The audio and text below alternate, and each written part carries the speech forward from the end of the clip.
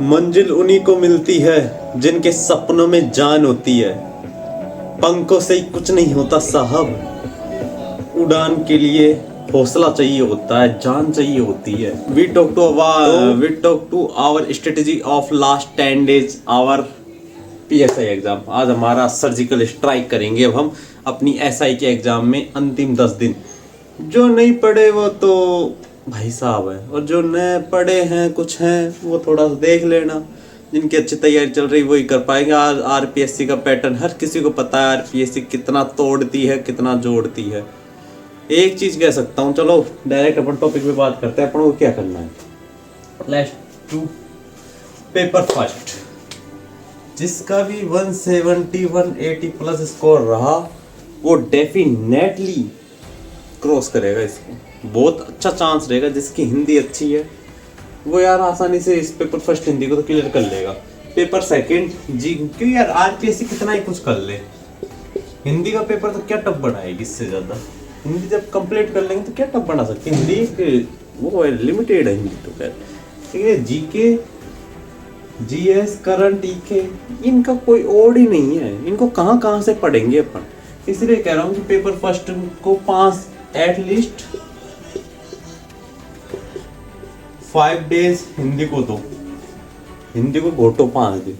इसके अलावा paper second की अपन बात करें, GK GS Rajasthan GK geography Rajasthan history culture, ये आपकी बहुत अच्छी होगी। इस पर थोड़ा सा रिवीजन करने की जरूरत है। 1 day में राजस्थान हिस्ट्री और उसको रिवीजन कर लो, 2 दिन इसको लगाओ। करंट और इको को बहुत अच्छी सब्जेक्ट है, करंट इको स्कोरिंग सब्जेक्ट होती हैं। पॉलिटी 1 दिन पॉलिटी को करो, ऐसे करो, सिंपल स्ट्रेटेजी रखो, माइंड को लोड ही नहीं लेना। वो एक लाइन है कि मौत कल आती है आज आ जाए, डरता कौन है, और तेरे लश्कर के मुकाबले अकेला हूँ मगर फैसला मैदान में होगा कि मरता कौन है। इसलिए डरना नहीं है RPSC से, चाहे कोई भी हो, अपन को डट के मुकाबला करना है, समझे। सिंपल स्ट्रेटेजी रखो यार। और हाँ, वो क्या कहते हैं, RS की न्यू वैकेंसी के बारे में भी खबर चल रही, जल्द आने वाली RS की नोटिफिकेशन। मई में एग्जाम नहीं होगी, लिख के दे सकता हूँ, RS की मई में एग्जाम नहीं होगी, ये लिख के ले लो, निष्फिक्र रहो। तो RS की मई में एग्जाम नहीं होने वाली है, इस चीज़ को रखो। इसके साथ ही आपको मैं क्या कह रहा हूँ, प्लान, चलो एक बार तो इसके बारे में बताता हूँ। ये तुरंत दो के RS पे स्टार्ट कर लें, क्योंकि RS का सेम सिलेबस है, तो आपके लिए प्लस पॉइंट ही रहेगा। ऐसा ही देते ही RS करना। एक बात करूँ मैं, LDC, अगर किसी का भी प्लान B हो तो वो तुरंत की तुरंत LDC पे लग जाना। जी फिर आप इसमें कवर कर लोगे मैथ और साइंस, इनको कवर करना बहुत बड़े टॉपिक है। तो मैं यही कह रहा हूँ, प्लान B भी रेडी रखना। प्लान A के भरोसे आज की ज़िंदगी नहीं गुजारी जा सकती।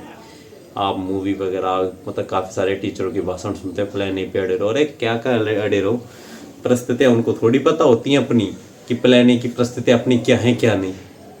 इसलिए कह रहा हूँ प्लान B पे भी थोड़ा ध्यान देने की ज़रूरत है। प्लान A पर पहले तो फोकस रहो कि हाँ प्लान A अपना ये है, लेकिन फिर प्लान B की ओर तुरंत मुड़ना है। PSI एग्ज़ाम देते ही प्लान B पे तुरंत घूमना है और कुछ खास नहीं करना है। और एक वो क्या थी लाइन थी ना, तुम फौज लेकर आओगे तो ये नहीं मैं डरा मिलूंगा, तुम असले और बारूद भी लाना, मैं सीना ताने खड़ा मिलूंगा। और उसके बाद का मंजर तुम देखना साहब, या तो वीर गति को प्राप्त हो चुका होऊंगा मैं, या अपने लक्ष्य पर विजय पताका लहरा रहा होऊंगा मैं। तो अपन को विजय पताका लहरानी है, सिंपल, कुछ भी हो। लास्ट 10 days है, बस focus, confidence, never doubt on your self. अपने ऊपर कभी डाउट मत लो, जो हो रहा है अच्छे के लिए होता है। कभी भी खुद पे डाउट करना सबसे बड़ा मूर्खतापूर्ण निर्णय है। अपन से उससे यार कोई नहीं है। ओवर कॉन्फिडेंस नहीं करना, सिर्फ कॉन्फिडेंस में रहना है। एग्जाम को अटेम्प्ट को नेगेटिव मार्किंग से बचना है। अगर आप 2 ऑप्शन में कंफ्यूज हो तो ही रिस्क लो, otherwise no, never take a risk. Simple RPSC का लेवल बहुत हाई रहेगा इस बार भी, तो आपको सिंपल नेगेटिव से बचना है, जो आ रहे हैं वही करना है, रिस्क कम से कम लेना है। ओके, मिलते हैं जल्दी दोबारा।